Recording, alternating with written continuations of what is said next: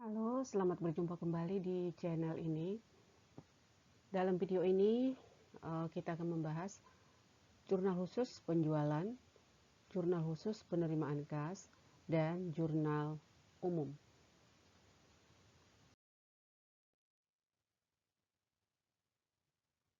Jurnal penjualan. Jurnal penjualan ini digunakan untuk mencatat transaksi penjualan barang dagang secara kredit. Transaksi penjualan barang dagang secara kredit. Jadi, semua penjualannya adalah penjualan barang dagang. Nah, di sini transaksi yang saya buat untuk contoh jurnal khusus penjualan adalah transaksinya semua sudah khusus transaksi penjualan secara kredit. Jadi tidak perlu lagi dikelompokkan atau dipilah-pilah ataupun diidentifikasi.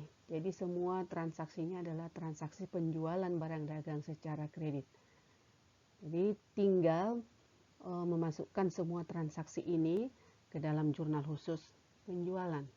Nah, bagaimanakah pencatatan transaksi ini ke dalam jurnal khusus penjualan? Kita bahas bersama-sama ya. Nah, kolom untuk jurnal khusus penjualan terdiri atas kolom tanggal. Tanggal biasa diisi ya dengan nama bulan, baru tahun, kemudian tanggalnya di sebelah ini yang kolomnya lebih kecil sedikit. Kemudian kolom keterangan diisi dengan nama pelanggan atau nama debitur. Kemudian di sini syaratnya, syarat itu sudah melekat di transaksi ya. Tinggal memindahkan syarat yang terdapat dalam transaksi. Kemudian ada kolom ref. Lalu ada kolom untuk kedua akun ini, untuk piutang dagang dan untuk penjualan. Kedua akun ini dijadikan dalam satu kolom karena jumlahnya pasti sama. Jumlah piutang dagang dengan jumlah penjualan itu nilainya pasti sama. Nah, atau boleh juga kalau mau dipisah bisa juga ya untuk akun piutang dagang di sini, kemudian ditambahkan lagi satu kolom di sebelah kanan ini untuk akun penjualan. Ini kolom jurnal khusus ini tidak baku ya, tidak mutlak.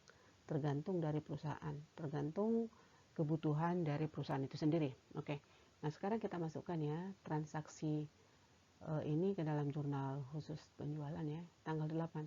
Dijual barang dagang kepada toko Andalas senilai 2 juta. Syarat 2/10 N/30. Nah, sekarang kita masukkan tanggal 8. Masukkan nama debitur atau pelanggan toko Andalas. Syaratnya 2/10 N/30. Lalu nilainya 2 juta. Jadi transaksi tanggal 8 ini menimbulkan piutang dagang dan penjualan sama-sama 2 juta. Kemudian tanggal 14 menjual barang dagang kepada Toko Dewi, debiturnya Toko Dewi, senilai 3 juta, syarat EOM. Nah, tanggal 14 ini Toko Dewi syaratnya EOM, nilainya 3 juta. Demikian juga selanjutnya tanggal 18. Tanggal 18 dijual barang dagang kepada Toko Buana 4.500.000. Nah, di sini tanggal 14 nama debiturnya Toko Buana, syaratnya 2/15 N/60. Nilainya atau nominalnya 4.500.000. Transaksi berikutnya, tanggal 21, menjual barang dagang kepada Toko Dahlia senilai 2.500.000, syarat EOM. Nah, di sini tanggal 21 Toko Dahlia syaratnya EOM, nominalnya 2.500.000. Lalu transaksi yang terakhir tanggal 24 menjual barang dagang kepada Toko Cahaya nilainya 3 juta, syarat 2/10 N per 30. Nah, di sini tanggal 24, masukkan nama debitur toko cahaya, syarat 2/10 N per 30, nominalnya 3 juta. Nah, semua transaksi penjualannya sudah masuk ke dalam kolom jurnal penjualan, lalu kita jumlahkan, jumlahnya semuanya adalah 15 juta. Nah, jadi dari transaksi penjualan secara kredit ini menimbulkan dua akun, yaitu piutang dagang dan penjualan, nilainya sama-sama 15 juta. Nah, jurnal khusus penjualan ini nanti berhubungan dengan jurnal khusus penerimaan kas, dan kemungkinan ada hubungannya juga dengan jurnal umum jika ada retur penjualan. Oke, berikutnya jurnal penerimaan kas. Jurnal penerimaan kas digunakan untuk mencatat transaksi penerimaan uang tunai atau yang mengakibatkan kas perusahaan itu bertambah. Apa saja transaksinya? Contohnya penerimaan setoran modal, kemudian penjualan tunai, penerimaan pelunasan piutang, dan penerimaan pendapatan lain-lain. Nah, di sini transaksinya juga sudah khususnya semua ini transaksinya adalah transaksi yang menyangkut penerimaan uang tunai. Jadi tidak perlu lagi dipilah-pilah ya, atau diidentifikasi sama dengan jurnal khusus yang sebelumnya. Semua transaksinya telah teridentifikasi. Nah, di sini untuk UD Sejahtera pada bulan Desember 2021 melakukan transaksi dari tanggal 1 sampai di sini tanggal 25, transaksinya menyangkut penerimaan uang tunai. Nah, bagaimana pencatatannya ke dalam jurnal penerimaan kas? Nah, kita kerjakan. Oke. Jangan lupa ya untuk menuliskan identitas perusahaan, kemudian jenis jurnal yang sedang kita susun. Nah, kolom untuk jurnal khusus penerimaan kas terdiri atas tanggal ya, kemudian kolom keterangan, referensi, sisi debit terdiri atas akun kas dan potongan penjualan. Nah, jadi yang di sisi debit itu hanya dua akun, kas dan potongan penjualan. Kemudian yang di sisi kreditnya piutang dagang, penjualan, lalu kolom serba-serbi.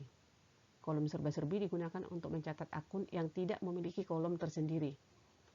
Kolom serba-serbi terdiri atas kolomnya kolom ref, kolom akun, dan kolom jumlah. Nah, transaksi yang pertama untuk jurnal khusus penerimaan kas tanggal 1. Diterima setoran modal dari Tuan Andika selaku pemilik senilai 40 juta. Nah, kita masukkan tanggal 1, masukkan di kolom tanggal. Di kolom keterangan ini Tuan Andika, nama pelanggan atau keterangan singkat dari transaksi boleh juga. Nah, transaksi yang ditimbulkan oleh akun yang ditimbulkan oleh transaksi tanggal 1 adalah kas bertambah, jadi kas di debit, kemudian di kolom serba-serbi modal Andika di kredit 40 juta. Karena kolom untuk modal Andika tidak ada di sini, jadi kita masukkan dalam kolom serba-serbi. Kemudian tanggal 5, dijual barang dagang kepada toko cahaya 4 juta. Nah, di sini nama pelanggannya toko cahaya, kas bertambah 4 juta, penjualan bertambah 4 juta. Tanggal 18, diterima pelunasan piutang dari toko Andalas atas transaksi tanggal 8 Desember. Nah, berarti ini transaksi tanggal 8 Desember itu sudah masuk di jurnal penjualan. Nah, tanggal 8 dijual secara kredit, tanggal 18 diterima pelunasannya dari toko Andalas. Nah, tapi kita lihat dulu ya, transaksi tanggal 8 Desember itu seperti apa. Nah, di sini tanggal 8 Desember dijual barang dagang kepada toko Andalas senilai 2 juta, syarat 2/10 N/30. Dijual tanggal 8, diterima pelunasannya tanggal 18. Sudah 10 hari. Berarti masih mendapat potongan 2% karena baru 10 hari. 2% dari 2 juta nilainya adalah 40.000. Jadi potongan penjualannya 40.000, yang masuk ke kas adalah 1.960.000. 1.960.000 ini adalah dari piutang yang 2 juta diberikan potongan 40.000, sehingga yang masuk kas 1.960.000. Transaksi berikutnya tanggal 20 Desember diterima pelunasan piutang dari toko Dewi atas transaksi tanggal 18 Desember. Tanggal 14 Desember. Kita lihat dulu transaksinya ya. Oke, tanggal 14 Desember transaksinya adalah dijual barang dagang kepada toko Dewi senilai 3 juta, syaratnya EOM. Berarti ini tidak ada potongan ya. Pelunasannya dilakukan di akhir bulan. Nah, di sini diterima pelunasan dari toko Dewi atas transaksi tanggal 14. Nah, berarti nilai yang 3 juta ini semuanya masuk atau menambah kas. Jadi di sini tanggal 20 nama pelanggannya toko Dewi, kas bertambah 3 juta dan piutang dagang berkurang 3 juta karena tanpa potongan. Kemudian tanggal 24 diterima pelunasan piutang dari toko Buana atas transaksi tanggal 18 Desember. Nah, tanggal 18 Desember transaksinya adalah menjual barang dagang kepada toko Buana senilai 4.500.000, syarat 2/15 N/60. Nah, tetapi di sini ada keterangannya dikurangi retur penjualan 250.000. Nah, returnya itu terjadi tanggal 20, tetapi karena transaksi tanggal 20 ini nanti akan kelihatan di jurnal umum, tetapi sudah diinformasikan di sini. Oke. Nah, jadi pada saat menjual di tanggal 18 Desember, piutang dagangnya 4.500.000. Tanggal 20 terjadi retur penjualan atau penerimaan kembali barang yang telah dijual 250.000. Berarti piutangnya di sini sisa 4.250.000 setelah dikurangi returnya di sini. 4.250.000. Sehingga pada saat diterima di tanggal 24, barang yang dijual tanggal 18 Desember. Dari tanggal 18 Desember ke tanggal 24 baru 6 hari. Berarti masih berhak untuk mendapat potongan yang 2%. Ini batasnya kan 15 hari. Nah, 2% dari 4.250.000 nilainya potongan penjualannya adalah 85.000. Jadi yang menambah kas adalah 4.250.000 dikurangi 85.000. Jadi nilainya adalah atau kas bertambah 4.165.000. Jadi untuk tanggal 24 piutang dagang berkurang 4.250.000, kas bertambah 4.165.000 dan potongan penjualan bertambah 85.000. Tanggal 25 ini diterima bunga bank 1.500.000. Tanggal 25 ini keterangan singkat transaksi bunga bank, kas bertambah 1.500.000, kemudian pendapatan bunga bertambah 1.500.000 ditempatkan di sisi kredit. Nah, semua transaksinya telah masuk ke dalam jurnal khusus penerimaan kas. Nah, sekarang kita jumlahkan untuk setiap akun, baik yang ada di sisi debit maupun yang ada di sisi kredit.